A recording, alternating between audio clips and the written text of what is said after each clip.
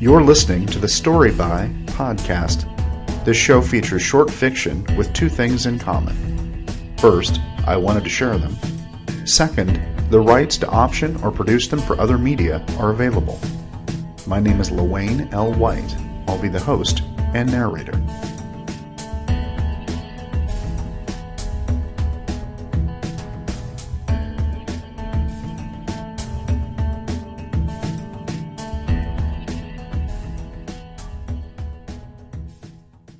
Welcome to the Story By podcast. Thanks for stopping by. Today's episode is Tote, Soldaten, a story of some German soldiers in World War II who are just trying to get back to German lines, as well as the titular American soldiers that pursue them. It was originally published in the online pulp magazine Blazing Adventures. I'll provide a link to that magazine in the show notes. For those of you unfamiliar with the German language, Tote Soldaten translates as dead soldiers. I learned enough German as a child to get me through the day-to-day stuff a kid needs, like finding the bathroom and getting something to eat, especially if that something to eat included gummy bears. After we moved to the US, I pretty much just spoke American exclusively. As a result, I relied on Regina Sonnenschmidt to provide English to German translations for this story. Danke, Regina, for your help. I really appreciate it, and I apologize in advance for the probable mangling of your native tongue. Rather than continue telling you how badly I do with accents and the German language, why don't we just get started with the story, and you can see for yourself. Sit back, relax, and prepare to go to war with Einige Tote Soldaten.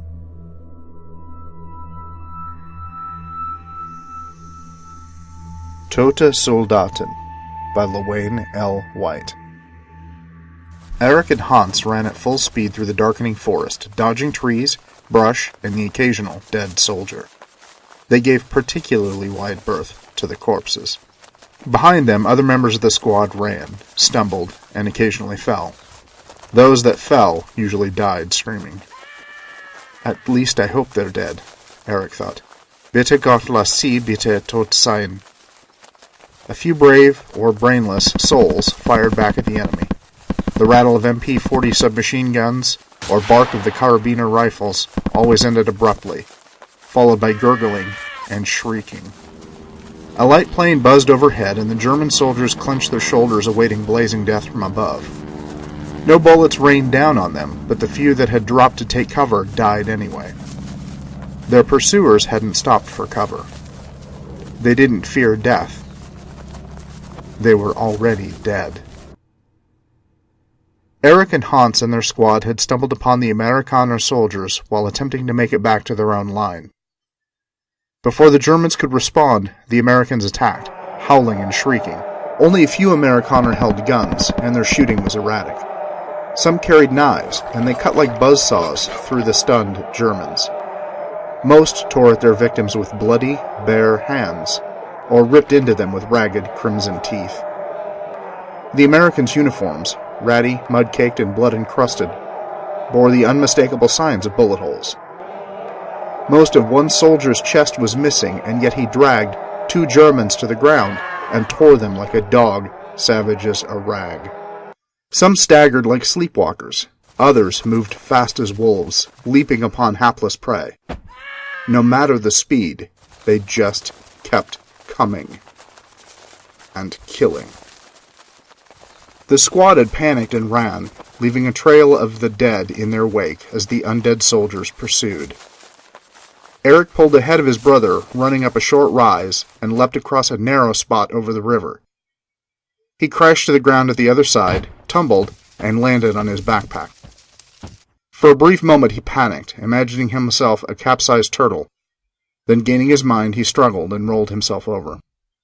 Hans made the jump, smashed against the edge, and began sliding backward down the slope toward the water. Eric scrambled forward, grasping for his brother's hand. Catching hold, he pulled himself back, trying to drag Hans up. All around them, other soldiers crashed to the ground after making the leap. Most found their feet and continued running. A few dropped prone, aiming their rifles back into the woods. With a last desperate pull, Eric hauled himself backwards and dragged Hans over the edge onto the ragged grass beside him. Both men lay, panting. "You finally paid me back, kleine Bruder," said Hans, For all the times I helped you up.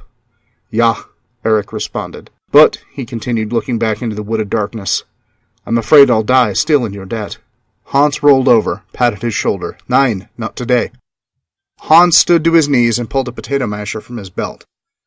We barely made that jump. He pulled the ring from the grenade's handle and lobbed it back across the creek bed, then dropped down, covering his head. With a loud hump, the potato masher blasted a large chunk of the cliff edge away. Let's see them make an even longer jump, Hans finished. Standing, Hans pulled Eric to his feet. Brush crashed across the river, and the Germans saw shapes rapidly approaching. A few gray-skinned and rotting bodies staggered into sight, groaning and shrieking. A few others sped around their slower brethren and quickened their pace when they spotted the Germans. But in case, Hans added, we should keep going back toward the line. Eric nodded, and the brothers turned and ran. As he reached the tree line, Eric heard the crack of rifles as some of their comrades chose to stand their ground. Several men yelled in triumph. Perhaps your plan worked, Eric said to Hans. The shouts turned to screams. Perhaps not, Hans said. The brothers, along with the few remaining men of the squad, continued running, pushing through more woods. Then the German soldiers broke from the tree line at the base of a steep hill. Still running, they forged ahead and up. As they crested the hill, Eric stumbled and fell. Hans reached down to pull him up. Eric raised his hand. Wait! Look, the plane! Hans followed Eric's finger and saw it. The light plane they had heard throughout their run still buzzed overhead. Hans had tuned out the noise during the struggle up the hill. Is it following us? Hans said. Eric clambered to his feet. It's following them, he said, pointing back into the woods. Leading them? Hans said. Giving them our position? Eric shook his head. I think it's watching them. As the first American soldier appeared at the tree line, Eric said, I think they made them. Hans shook his head. They couldn't have. They're dead. How could they do that? Sorcery? Eric shrugged and aimed his rifle. I don't know, but I can't run any further. His first round caught an undead soldier in the chest, staggering him. The second drilled through its throat. The third punched in just under the helmet, throwing the tin pot and much of the soldier's head back into the woods. The soldier collapsed, sagging to the ground. The creature's blood-crusted hand twitched among the dead pine needles, and then lay still. As more of the undead soldiers reached the base of the hill, Eric waited for the rise of the one he'd shot. Eric! Eric kept his rifle trained on the soldier. Eric! Stay down, Eric thought. Bleib liegen. Eric! Hans screamed again. They're coming! Eric heard some of their comrades running away, but he kept his eye on the dead soldier. Eric! Hans bellowed, pulling at Eric's shoulder. The dead soldiers had made it nearly halfway up the slope. Eric shook off his brother's hand, swung his rifle toward another Amerikaner, and fired. Its head rocked back, and the creature tumbled back down the hill. The heads! Eric screamed. Destroy their heads! Was? Hans said. Eric pointed at the undead soldiers, then shot another. The soldier's helmet tumbled away, along with most of its brain. Verdammt, Hans whispered. Hans brought his rifle to his shoulder and squeezed the trigger. Several more soldiers fell as the brothers fired into them. A few of the remaining Germans stood beside Eric and Hans, shooting at the swarming creatures that advanced up the hill. Reloading! Eric yelled to Hans. Hans continued to fire, but paced his shots more carefully. As Eric fed the bullet strip into his carabiner, he looked up at the plane. It remained overhead, but now circled the battle. Eric finished loading his rifle and aimed down at the creatures. He saw the unending flood of them pouring out of the woods, heard the click as several of the German soldiers' weapons reached empty. Reloading! Hans yelled. Eric slowly squeezed the trigger, preparing to blast another one of the creatures to whatever hell awaited it. Then he swung his rifle upward and fired into the plane circling overhead. The small craft staggered in the air, veering off course. Eric pulled the bolt on his rifle, sighted, and fired again. As he continued to shoot, a trail of black smoke sprouted from the engine. Eric's final round punched through the cockpit window, and the plane plummeted toward the ground like a wounded bird.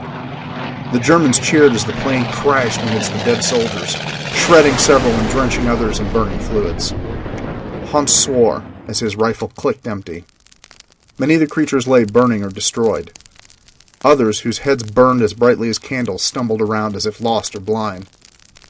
When they collided with their undead brethren, the flames danced from one to the other, increasing the number of stumbling, stinking, blazing monsters. Several burning soldiers continued up the hill, but with less ambition. They seemed driven more by inertia than conscious decision. Eric looked at Hans, who nodded. Screaming like savages, the German soldiers descended the slope, swinging bayonets or waving their rifles like clubs. The Germans swarmed into the cluttered grouping of their enemy like wolves among sheep, hacking, slashing, and shrieking the names of their dead comrades. The undead soldiers, now apparently without direction, fell easily to the maddened Germans. Soon the men stood drenched in the smoldering gore of their enemies, panting like dogs. The remains of the undead soldiers lay thick at their feet. The stench of the decayed and burned bodies hung in the air like a noxious fog. Wiping his dripping hands on his pants, Hans said, "They are all dead." "Dead again," replied Eric. "Ja," Hans said with a nod. "Again." Eric nodded toward their radio man, who shared the name of Der Führer. "Adolf, what are you doing?" The wiry little man crouched in the gore at his feet, then withdrew something glittery and metallic. He wiped it on his pants leg and said, "Not sorcery." Hans blinked. "Was?" "Eine Maschine." Adolf held up a small device, a glossy cylinder about the size of a vacuum tube. "Correct," said a voice above them.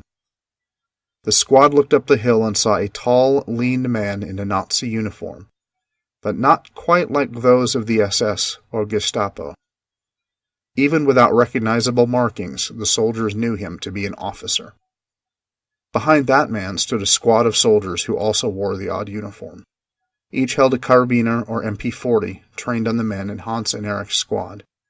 "It is a transmitter and much, much more," said the man as his soldiers moved around to disarm Eric, Hans, and the others.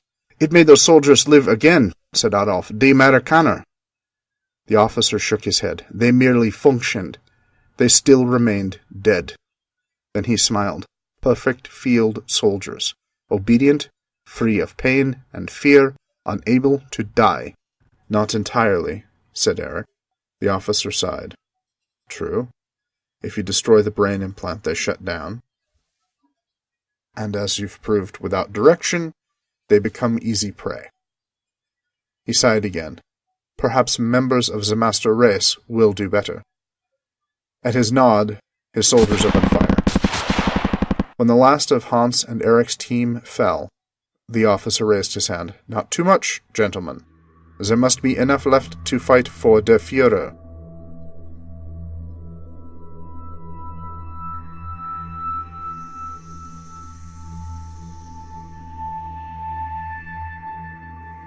Thanks for hanging out today. Hope you liked the story.